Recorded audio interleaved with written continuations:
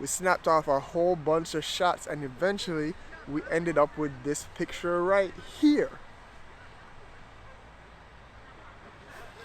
Yo, what up? Happy New Year. We need to talk about this amazing lens right here, the Sigma 24-70 DG DN lens, and how it helped save me from a holiday disaster and create an amazing family portrait. So stick around. We're going to talk about our settings. I'm going to tell you the story of what happened and how this lens saved me and helped me create an amazing family portrait. Let's get into it. All right, hold on, everybody. Hold together. 10 seconds. Jumping straight into the story. This year, our family photo was nearly a disaster. Here's what happened. Usually, I have somebody that I really trust shoot our photos. In terms of shooting family photos, there's really only 3 people that I trust personally. We are lucky to be blessed with some real creative and talented friends. Those 3 people are Corey, aka Corey Mus, who's an amazing photographer for brands down in Jamaica. My brother Kevin, who you heard me mention here on the channel before, and then my other brother Andel, who actually shot our engagement photos. Now, just for some context, Corey was really just doing us a favor when he would shoot for us. He's an accomplished photographer, particularly in the Caribbean, shooting for the major hotel brands and all the major brands down there. But every once in a while, he'd be in town for the holidays, and if he was testing out a new lens or something, he would shoot our pictures and they would turn out amazing. However, when Corey stopped being in town for the holidays, the backup plan was to use Kevin, my brother. Now, the only thing was Kevin shoots pictures and has an amazing eye for photography. However, he doesn't edit, but that wasn't a problem. I went out, I learned Lightroom. So for the last 2 years, he would shoot our photos and I would edit them, and this would turn out fine. And this was the plan again this year. However, at the very last minute, Kevin found out that he needed to go out of town for work, and now we were stuck. But feeling ever so confident, I decided that maybe we'd be able to get this done if I just used my gear and set up a tripod. I'm like, I have these amazing Sony cameras, the A7 III, the A7S III, the A6400, couple different lenses. We must be able to get it done, right? But also make no mistake, I did not think this was going to be easy. Taking a family photo is hard enough. My kids are 3 and 5 respectively, and especially the little one, we can never ever get him to look into the camera and smile when everybody else is doing it. However, I knew the locations and the type of shots that we wanted to get, so I figured if we went out there with a tripod and we just gave ourselves some extra time, we'd be completely okay and we'd be able to get something that would work. So this is where the Sigma 24-70 comes in. Whenever I'm going to be in an unpredictable situation, this is a lens that I pull for. It's just such an amazing focal length. It covers almost everything that you need there, and this lens in particular is just so sharp at each end. From 24 all the way up to 70, you just get amazing results for any type of look that you want. So now the table is set. The real goal is just to get at least one family portrait with all 4 of us that looks really good, then a couple of extra shots with just maybe me and the boys, my wife and the boys, and maybe just my boys by themselves. So we have a plan, and then the entire plan goes out the window.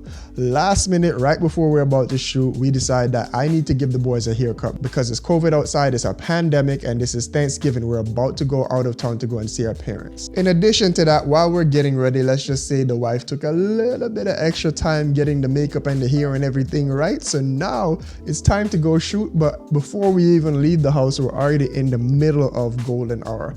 And while the location that we were going to wasn't particularly far, it was about 15 minutes, but adding to that time to park, plus times to walk into the location that we're going to be shooting in Piedmont Park. So time to walk into the location, plus set up with the kids, tripod and all that. At this point, I realized we're not gonna have time to do all that and have enough light to shoot in golden hour. So we quickly had to pivot to plan B. So luckily there's a place close by where we have shot photos before that was less travel time. So let me go outside and show you what that setup was or what the area was like and how we're able to achieve the look that I showed you at the start of the video.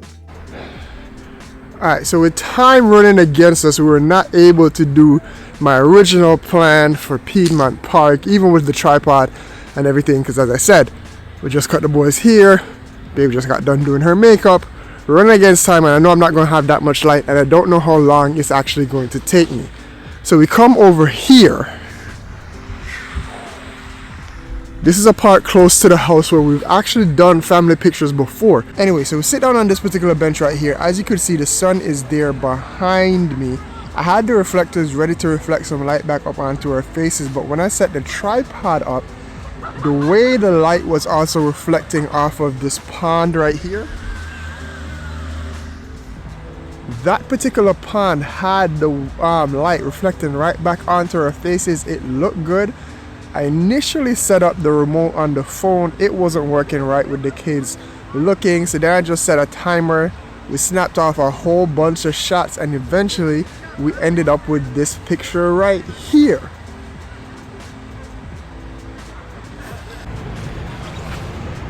And then after firing off that gem right there, we came over bridge right here, and luckily when we were here they had Christmas decorations on the railing right here.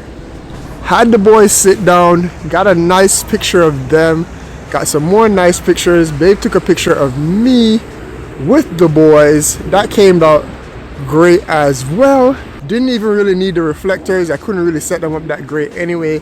Just the way the light and the shadows just ended up working out great. But the lens, the sharpness, the flexibility of the 24-70, everything just worked out and it looked super dope.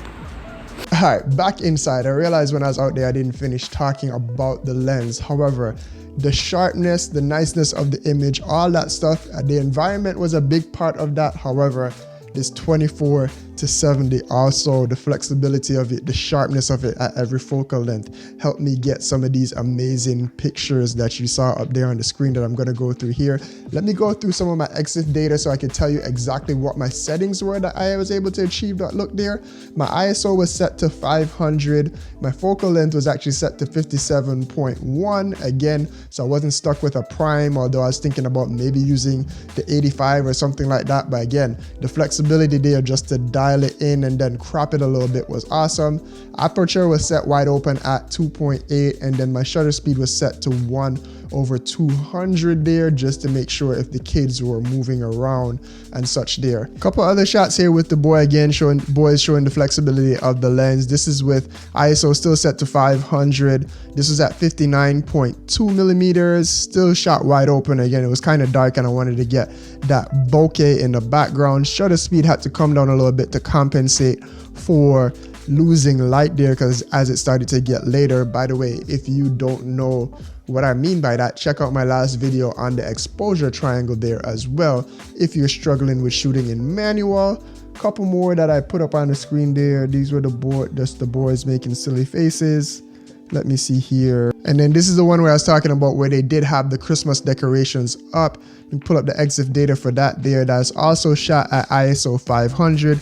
Came out, so I was mostly shooting around between 50 and 60 millimeters there in terms of focal length. Again, they always say that's closest to what you see in your eye. Shot wide open, and then this particular shot here was shot at 1/60 because we were losing a lot more light there. But as you could see, their hands are a little bit blurry, but we're still able to get the sharpness in the face. And then you can see the fall off in the background. The leaves that are closer to us obviously are more in focus. That's the way aperture works. And then the background is still pretty blurry there. And again, super dope photos. These were all edited and color graded in Lightroom. I did shoot in RAW just so I could have that flexibility in terms of pushing colors around. Didn't have to do too much there. I actually built my own preset for this particular shoot and then just slapped it onto each one and then did whatever tweaking I needed to do there. So all in all, again, the Sigma 24-70 saved me from a holiday disaster there. I was able to get the family photo. Of the photos that went out, we sent out holiday cards. People seemed to really like our photo. They thought a professional took it, so maybe that's kudos to the lens and not necessarily me as a photographer, because photography is not really my thing. I'm more on the videography side. So if you're on the fence about getting this lens, do not be. It's an amazing alternative to the Sony 24-70 G Master lens. It ranks right up there as far as quality, autofocus, all that stuff is completely on point. Obviously with this, I wasn't even shooting the main photos. Nobody was behind the camera. The autofocus still got us there, even wide open at f2.8. So it's an amazing lens. Definitely, if you're thinking about it, links down below, that will help out the channel. Also, as I mentioned, even though I'm more on the video side, if you're particularly interested in this lens and you want to see how it does all around as a hybrid lens, hit the subscribe button, hit the notification button, because there's more stuff to come on this lens. I'm doing some street videography as well as some street photography, and also I'll be doing some more just regular photography things here. Maybe not a portrait shoot, but we can kind of see how it does in travel situations and all that. Long story short, lot more to come on this lens and a whole bunch of other Sony stuff, as well as other forms of creativity. So if you're into that kind of thing, again, hit the subscribe button, hit the notification button. Thank you for rocking with me on this little story.